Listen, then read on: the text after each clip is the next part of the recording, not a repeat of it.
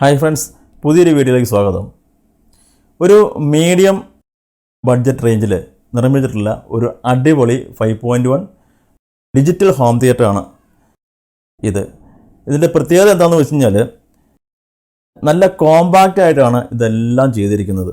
ഈ ബോക്സുകളൊക്കെ ആണെങ്കിൽ തന്നെയും സാധാരണ ഹോം തിയേറ്ററിൻ്റെ ബോക്സുകളൊക്കെ കുറച്ചധികം വലിപ്പമുള്ളതും ഒക്കെ ആയിരിക്കും. പക്ഷേ ഇത് മാക്സിമം കോമ്പാക്റ്റ് ആയിട്ട് നല്ല ക്വാളിറ്റിയിൽ നിർമ്മിച്ചിരിക്കുന്ന സാറ്റലൈറ്റ് സ്പീക്കറും അതുപോലെ തന്നെ ഡിജിറ്റൽ ഇൻപുട്ട്, നല്ല ക്വാളിറ്റി ആയിട്ടുള്ള സബ് വൂഫർ, അങ്ങനെ ഒരു വീട്ടിലേക്ക്, ഒരു മീഡിയം ആയിട്ടുള്ള ഒരു വീട്ടിലേക്ക് നമുക്ക് ആവശ്യമുള്ള ആ ഒരു രീതിയിലാണ് നമ്മൾ ഇത് ചെയ്തിട്ടുള്ളത്. ഇതിൻ്റെ പെർഫോമൻസ് നല്ല അസാധ്യമായുള്ള പെർഫോമൻസ് തന്നെയാണ്. വളരെ റിഫൈൻഡ് ആയിട്ട് തന്നെയാണ് ഇതിൻ്റെ ഓരോ ഭാഗവും ചെയ്തിട്ടുള്ളത്. ആദ്യം പറഞ്ഞല്ലോ, ഒരു നോർമൽ വീട്ടിൽ ഇത് പരമാവധിയാണ്. ഇതിൻ്റെ ഒരു 50% വോളിയം പോലും നമുക്കൊരു നോർമൽ വീട്ടിൽ വയ്ക്കാൻ കഴിയില്ല. എല്ലാവരും ചെയ്യുന്ന പോലെ സാമാന്യം നല്ല വലുപ്പമുള്ള ക്യാബിനിൽ അക്രിലിക് പാനലൊക്കെ ഉപയോഗിച്ച് ഒക്കെയായിട്ട് നമ്മൾ ചെയ്തിട്ടുള്ളത്. നല്ല ക്വാളിറ്റി ഡ്രൈവേഴ്സാണ് ഇതിനെല്ലാത്തിനും ഉപയോഗിച്ചിരിക്കുന്നത്. ഇത് കാണുമ്പോൾ സിംഗിൾ ഡ്രൈവറാണ്. ഇപ്പോൾ ഈ സ്പീക്കർ കണ്ടില്ലേ, ഇത് സിംഗിൾ ഡ്രൈവറാണെന്ന് വിചാരിക്കേണ്ട. അതിനകത്തൊരു ട്യൂട്ടറും ഉണ്ട്, ക്രോസ് ഓവറൊക്കെ കൊടുത്തിട്ടുണ്ട്. നല്ല സൂപ്പറായിട്ട് ചെയ്തിട്ടുള്ള ഒരു ഹോം തിയേറ്ററാണിത്.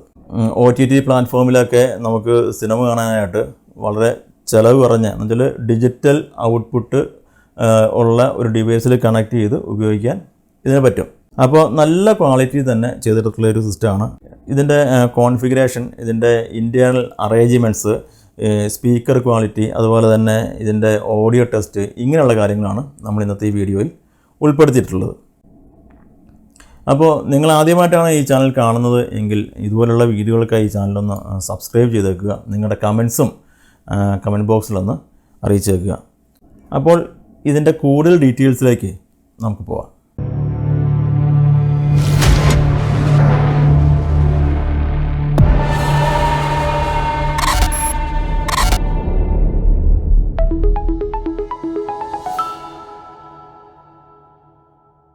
അപ്പോൾ ഇതിൻ്റെ ഡീറ്റെയിൽ ആയിട്ടുള്ള കാര്യങ്ങൾ ഒന്ന് നോക്കാം. ആദ്യം ബോക്സിൽ നിന്ന് തുടങ്ങാം. സാധാരണ ഇതുപോലെയുള്ള ഈ ഹോം തിയേറ്റർ ബോക്സിൻ്റെ ഒക്കെ ഏറ്റവും വലിയൊരു തോൽവി എന്താണെന്ന് വെച്ചാൽ നമ്മൾ അസംബിൾ ചെയ്യുന്നതാട്ടോ ഞാൻ ഈ പറഞ്ഞത്. അസംബിൾ ചെയ്യുന്നതിന് കുഴപ്പമെന്ന് വെച്ചാൽ ഇതുപോലത്തെ ഈ ബോക്സുകൾ കാണുമ്പോഴേ അറിയാൻ പറ്റും അത് ലോക്കൽ സാധനമാണ്. നല്ല പ്രിസൈസ്ഡായിട്ട് ചെയ്യുന്ന ഒരുപാട് ആളുകളുണ്ട്. പക്ഷേ എങ്കിലും കൂടുതലും അവൈലബിൾ ആയിട്ടുള്ള ബോക്സുകൾ ഇതുപോലുള്ള ലോക്കൽ ബോക്സുകളാണ്. നമ്മളിപ്പോൾ സാധാരണഗതിയിൽ നമ്മൾ ഓടിപ്പോയിട്ട് ഒരു ഹോം തിയേറ്ററിൻ്റെ ബോക്സ് നോക്കിക്കഴിഞ്ഞാൽ നമുക്ക് കടകളിൽ മേടിക്കാൻ കിട്ടുന്നത് വളരെ മോശം സാധനമായിരിക്കും. ഒന്ന് സ്ക്രാപ്പ് വുഡ്, സ്ക്രാപ്പ് പ്ലൈവുഡ് അല്ലെങ്കിൽ അങ്ങനെയൊക്കെ ഉപയോഗിച്ചിട്ടായിരിക്കും ചെയ്യുന്നത്. ചില പാക്കിങ് മെഷീനറീസൊക്കെ പാക്ക് ചെയ്ത് വരുന്നതിൻ്റെ കവറ് അതൊക്കെ ഉപയോഗിക്കും. അതുപോലെ തന്നെ MDF ഉപയോഗിക്കും, പ്ലൈവുഡ് ഉപയോഗിക്കും. ഇതെല്ലാം ഒരേ ബോക്സിൽ ഇതിൻ്റെ മിക്സിങ് കാണും. ഇപ്പോൾ നമ്മൾ ഇതുപോലെ സബ് വൂഫറൊക്കെ ഈ കടയിൽ നിന്നൊക്കെ വാങ്ങുന്ന സബ് വൂഫറൊക്കെ നമ്മളൊന്ന് ഓപ്പൺ ചെയ്ത് നോക്കിക്കഴിഞ്ഞ് കഴിഞ്ഞാൽ അതിനകത്ത് ഒരു സൈഡ് MDF ആയിരിക്കും, ഒരു സൈഡ് പ്ലൈവുഡ് ആയിരിക്കും, ഒരു സൈഡിൽ വേറെ എന്തെങ്കിലും മെറ്റീരിയൽ ആയിരിക്കും. അങ്ങനെയൊക്കെ ആയിരിക്കും. ചിലപ്പോൾ അതിനകത്ത് ഫിലിം ഫേസ്ഡ് ആയിരിക്കും. അങ്ങനെ ഒരുപാട് ഒക്കെ ചേർത്ത് അസംബിൾ ചെയ്യുന്നത്. അതൊക്കെ ഇത്രയും വില കുറഞ്ഞ രീതിയിൽ നമുക്ക് കിട്ടുന്നത്. ഇതങ്ങനെയല്ല. ഇതൊക്കെ നമ്മൾ ഇവിടെ തന്നെ നമ്മൾ നിർമ്മിച്ചെടുത്തതാണ്. ഈ ബോക്സുകൾ, ഈ കാണുന്ന ഇതൊരു 4 ഇഞ്ചിൻ്റെ ഒരു ഡ്രൈവറാണ്. നിതിൻ സോണിക്കിൻ്റെ നല്ല ക്വാളിറ്റിയിലുള്ള, നല്ല ക്വാളിറ്റി, ഇതിൻ്റെ ബിൽഡ് ക്വാളിറ്റി തന്നെ നോക്കി അറിയാൻ പറ്റും. നല്ല ക്വാളിറ്റി തന്നെ ചെയ്തിട്ടുള്ള ഒരു ഡ്രൈവറാണ്. കൂടാതെ ഇതിൻ്റെ താഴെ നോക്കിക്കൊണ്ട് ഇവിടെ ഒരു ട്യൂട്ടറും കൊടുത്തിട്ടുണ്ട്. കണ്ടല്ലേ, ഇവിടെ ട്യൂട്ടറും കൊടുത്തിട്ടുണ്ട്. അപ്പോൾ ഒരു 2 വേ ആയിട്ടാണ് ഇത് ചെയ്തിരിക്കുന്നത്. വളരെ ചെറിയ സൈസ് ആണെങ്കിൽ തന്നെയും ഒരു 2 വേ ബോക്സ് ആയിട്ടാണ് ഇത് ചെയ്തിരിക്കുന്നത്. അപ്പോൾ ഈ രണ്ട് ഫ്രണ്ട് ലെഫ്റ്റ്, ഫ്രണ്ട് റൈറ്റ്, അതുപോലെ ഇത് രണ്ടും അതുപോലെ ചെയ്തിരിക്കും. പക്ഷേ ഈ സെൻറ്റർ സ്പീക്കറിന് ഇതിപ്പോൾ ഈ താഴെ ഈ തെർമോക്കോൾ വെച്ചിരിക്കുന്നത് നമ്മളിത് ഇങ്ങനെ ഭിത്തിയിൽ ഇങ്ങനെ ഈ ഒരു രൂപത്തിൽ മൗണ്ട് ചെയ്യാൻ വേണ്ടിയിട്ടാണ് നമ്മളിത് സെറ്റ് ചെയ്തിരിക്കുന്നത്. അതുകൊണ്ട് തന്നെ താഴെ നിന്നാണ് സൈസ് വളരെ കുറയ്ക്കാൻ വേണ്ടിയിട്ടാണ് ഇതിൻ്റെ ഈ ട്യൂട്ടർ നമ്മൾ താഴെ കൊടുത്തിട്ടുള്ളത്. നല്ല പെർഫോമൻസാണ്. ഈ 4 സ്പീക്കറുകളും നമ്മൾ ഒരുപോലെ തന്നെയാണ് കൊടുത്തിട്ടുള്ളത്. ഒരേ പാറ്റേണിൽ തന്നെയാണ് ഈ 4 സ്പീക്കറുകൾ, front left, front right, rear left, rear right, ഈ 4 ഒരേ പാറ്റേണിൽ തന്നെയാണ് നമ്മൾ നിർമ്മിച്ചിട്ടുള്ളത്. പക്ഷേ സെൻറ്റർ സ്പീക്കറിന് മാത്രം ചെറിയൊരു ഡിസൈൻ വ്യത്യാസം വന്നിട്ടുണ്ട്. ഞാൻ ഇങ്ങനെ ഹൊറിസോണ്ടൽ, ഇങ്ങനെയൊരു ഹൊറിസോണ്ടലായിട്ട് വെക്കാവുന്ന രീതിയിലാണ് ഞാനിത് ചെയ്തിരിക്കുന്നത്. അതിനകത്ത് ഈ ഒരു ഒറ്റ ഡ്രൈവറേ ഉള്ളൂ. ഇതിനകത്ത് ട്യൂട്ടർ കൊടുത്തിട്ടില്ല. കാരണം വോക്കലിനായിരിക്കും സെൻട്രൽ സ്പീക്കർ കൂടുതലായിട്ട് പ്രാധാന്യം കൊടുക്കുന്നത്. അതുകൊണ്ട് സെൻട്രൽ സ്പീക്കറിൽ ഒരു ഫുൾ റേഞ്ച് സ്പീക്കർ മാത്രമേ ഉള്ളൂ. ഇതും നിതിൻ സോണിക്കിൻ്റെ 4 ഇഞ്ചിൻ്റെ ഒരു ഡ്രൈവറാണ്. നല്ല ക്വാളിറ്റി ഓഡിയോ ആണ്. ഇതിൻ്റെ ബാക്ക് വശം ഇത് ഇങ്ങനെയാണ് ഉള്ളത്. ചെറിയൊരു ഡിസൈൻ കൂടെ ഈ സൈഡിൽ ഇങ്ങനെ കൊടുത്തിട്ടുണ്ട്. ഒരു ചെറിയ ലോഗോ അതും കൊടുത്തിട്ടുണ്ട്. ഓക്കെ, പിന്നെ ഇതാണ് ഇതിൻ്റെ സബ് വൂഫർ. ഈ സബ് വൂഫർ ഇത് അവാർഡിൻ്റെ 10 ഇഞ്ച് ഓഫറാണ് ഇതിനകത്ത് ഉപയോഗിച്ചിട്ടുള്ളത്. നല്ല ക്വാളിറ്റി ആയിട്ട് നമ്മളിവിടെ ചെയ്തെടുത്തിട്ടുള്ള MDF തന്നെ ചെയ്തിട്ടുള്ള ഒരു സബ് വൂഫർ ബോക്സാണ്. നല്ല ക്വാളിറ്റി ഓഡിയോ, നല്ല ഇമ്പാക്റ്റ് ഇതിനകത്ത് നിന്ന് ലഭിക്കുന്നുണ്ടെന്നാണ് സത്യം. ഇത് ആണ് അതിൻ്റെ ഫ്രണ്ട് വശം. ഒരു എയർ ഹോളൊക്കെ കൊടുത്തിട്ടുണ്ട്. അതുപോലെ ഇതിൻ്റെ ഈ ബാക്ക് സൈഡിലാണ് ഊഫർ. ഈ സൈഡിലേക്കാണ് ഇത് ഊഫർ ഫേസ് ചെയ്തിരിക്കുന്നത്. ഇത്രയൊക്കെയാണ് ഈ സ്പീക്കർ സിസ്റ്റത്തിൻ്റെ കാര്യങ്ങൾ പറയാനുള്ളത്. പിന്നെ ഇതിൻ്റെ സർഫസ് ഫിനിഷ് നല്ല ബെസ്റ്റ് ക്വാളിറ്റി തന്നെയാണ് ഫിനിഷ് ചെയ്തിട്ടുള്ളത്. ഇത് പെയിൻറ്റിംഗ് ആണ്, ചെറിയ ഗ്രെയിൻസ് പെയിൻറ്റിംഗ് ആയിട്ട് ഇതിനകത്ത് കൊടുത്തിട്ടുള്ളതാണ്. നല്ല ക്വാളിറ്റി, നല്ല ഡ്യൂറബിൾ ആയിട്ട്, നല്ല വെയിറ്റ് ഉണ്ട്. അതുപോലെയാണ് ഇത് ചെയ്തിട്ടുള്ളത്. അപ്പോൾ ഇനി നമുക്ക് ഇതിൻ്റെ സിസ്റ്റത്തിൻ്റെ ഡീറ്റെയിലേക്ക് പോകാം. അക്രലിക് മെറ്റീരിയലാണ് ഇതിൻ്റെ ഈ ഫ്രണ്ട് പാനൽ നിർമ്മിച്ചിരിക്കുന്നത്. ഒരു ഓൺ ഓഫ് സ്വിച്ചും 2 കൺട്രോൾ നോബ്സും USB സോക്കറ്റും അതുപോലെ ഒരു VU മീറ്ററും ഒക്കെയാണ് ഇതിൻ്റെ ഈ ഫ്രണ്ട് പാനൽ ഉള്ളത്.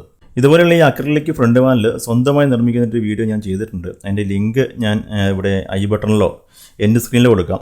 അതും കൂടി ഒന്ന് കണ്ടു നോക്കുക. ഇതാണ് ഇതിൻ്റെ ഇൻറ്റേർണൽ വ്യൂ. ആദ്യം പറഞ്ഞ പോലെ മീഡിയം റേഞ്ചിൽ നമുക്ക് ബെറ്റർ ക്വാളിറ്റി തന്നെ ചെയ്തിട്ടുള്ള ഒരു ഡിജിറ്റൽ 5.1 ആണിത്. 2 ഒപ്റ്റിക്കലും ഒരു കോവാക്സിലും 3 സ്റ്റീരിയോ ഇൻപുട്ടുകളുമാണ് ഇതിൽ ഇൻപുട്ട് സോഴ്സായിട്ട് വരുന്നത്. അതുപോലെ തന്നെ USB ബ്ലൂടൂത്ത് ഫംഗ്ഷനും ഒരു നല്ല പ്രോഗ്രാംഡ് VU മീറ്ററും ഒക്കെ ഇതിൽ ഞാൻ ഉൾപ്പെടുത്തിയിട്ടുണ്ട്. ഇനി സർക്യൂട്ടിലേക്ക് വന്നാൽ സ്പെഷ്യലായിട്ടുള്ള ഒരു ആംപ്ലിഫയർ ബോർഡ് തന്നെയാണ് ഇതിൽ ഉപയോഗിച്ചിരിക്കുന്നത്. Subwoofer amp, 5 channel surround ramp, 2ൻ്റെയും rectifier section, delay with speaker protection, ഒരു 12 volt additional regulated power supply, ഒരു 5 വോൾട്ട് റെഗുലേറ്റഡ് പവർ സപ്ലൈ, ഇവയെല്ലാം ഈ ഒരു സിംഗിൾ ബോർഡിൽ വരുന്നുണ്ട്. മീഡിയം ബഡ്ജറ്റ് ആയതുകൊണ്ടാണ് പവർട്രോണിക്കിൻ്റെ ഈ ഒരു ഓൾ ഇൻ വൺ ബോർഡ് ഞാൻ തിരഞ്ഞെടുത്തത്. നമ്മളിതെല്ലാം സെപ്പറേറ്റ് ആയിട്ടാണ് വാങ്ങുന്നതെങ്കിൽ ഒരുപാട് എമൗണ്ട് അധികമായിട്ട് പോകും. 52001943 സിംഗിൾ കോമ്പിനേഷനിലുള്ള 100 വാട്ട് RMS ഔട്ട്പുട്ടുള്ള ഒരു സബ് വൂഫറാണിത്. നല്ല പഞ്ചി ബാസാണ് ഇത് നൽകുന്നത്. നമ്മൾ ഇത് ഒരുപാട് ഉപയോഗിച്ചിട്ടുള്ളതാണ്.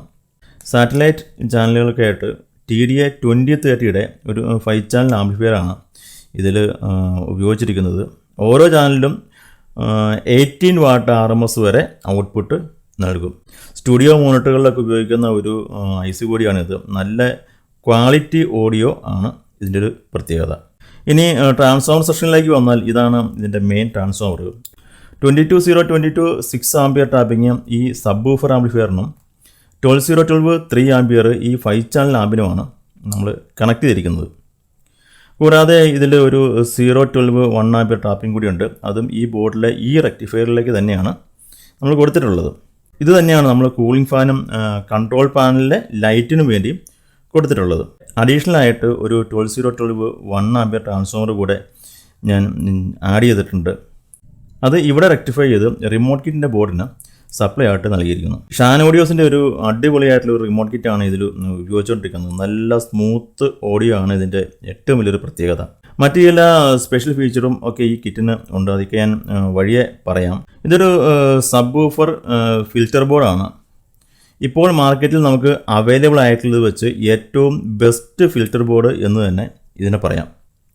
ഈ റിമോട്ട് കിറ്റിലെ ഫിൽറ്റർ സെക്ഷൻ വളരെ നല്ലത് തന്നെയാണ്. പക്ഷേ അതിൽ ഈ ഫ്രീക്വൻസി അഡ്ജസ്റ്റ്മെൻറ്റ് അങ്ങനെയുള്ള കാര്യങ്ങളൊന്നും വരുന്നില്ല. നമ്മൾ ഉപയോഗിക്കുന്നത് സബ് വൂഫർ ഡ്രൈവറിൻ്റെയും ബോക്സിൻ്റെയും ആ ഒരു കറക്റ്റ് ഫ്രീക്വൻസി ആയിട്ട് മാച്ച് ചെയ്യിപ്പിക്കണമെങ്കിൽ ഈ ബോർഡ് വളരെ ഈസിയാണ്. തന്നെയല്ല ഇതൊരു 40 വോൾട്ട് വരെയുള്ള റേഞ്ചുകളിൽ ഇത് നമുക്ക് കണക്ട് ചെയ്ത് ഉപയോഗിക്കാനാവും. അപ്പോൾ അതുകൊണ്ട് ആംപ്ലിഫയറുകളൊക്കെ വരുന്നത് സാധാരണ ഒരു 40 വോൾട്ട് ആ റേഞ്ചിലാണ്. അപ്പോൾ ഇതിനുവേണ്ടി പ്രത്യേകം പവർ സപ്ലൈ നമുക്ക് കരുതേണ്ട ആവശ്യമില്ല. പിന്നെ ഡിജിറ്റൽ ഇൻ്റർഫേസിനായിട്ട് HD ഓഡിയോ റഷാണ് ഞാൻ ഉപയോഗിച്ചിരിക്കുന്നത്. റഷ് ബോക്സിലെ പ്രീയാമ്പ് ആൾട്ടർ ചെയ്ത് മാക്സിമം പെർഫെക്റ്റ് ആക്കിയാണ് ഇതിൽ ഞാൻ ചെയ്തിരിക്കുന്നത്. തന്നെയുമല്ല റഷ് ബോക്സിനെ പൂർണ്ണമായും, അതായത് റഷ് ബോക്സിലേക്കുള്ള പവർ സപ്ലൈ വരെ ഈ ഷാൻ്റെ റിമോട്ട് വഴി നമുക്ക് ഓൺ ഓഫ് ചെയ്യാൻ സാധിക്കുന്ന രീതിയിലാണ് ഞാനിത് സെറ്റ് ചെയ്തിരിക്കുന്നത്.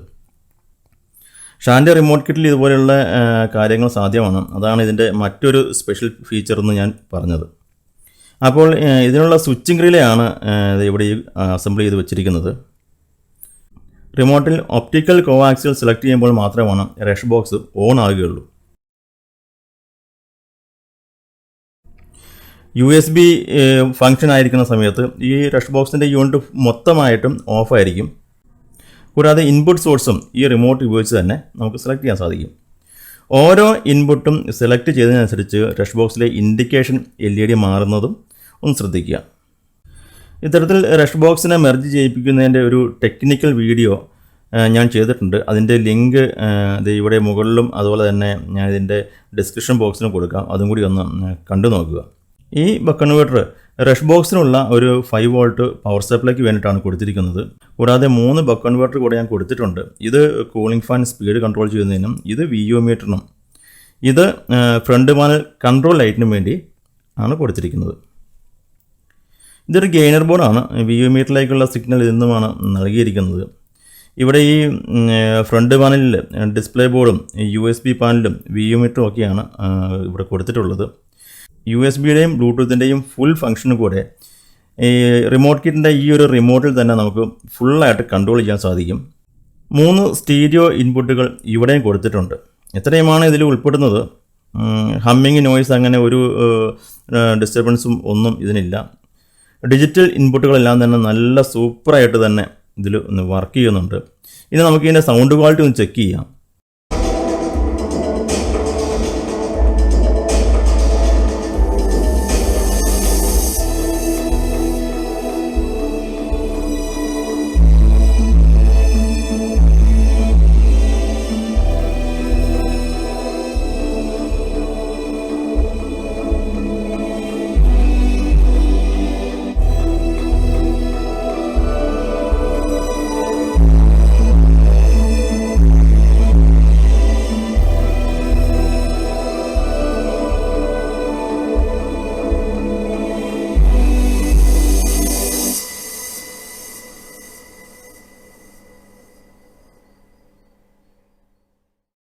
ഇത്രയൊക്കെയാണ് ഈ സെറ്റിൻ്റെ വിശേഷങ്ങൾ.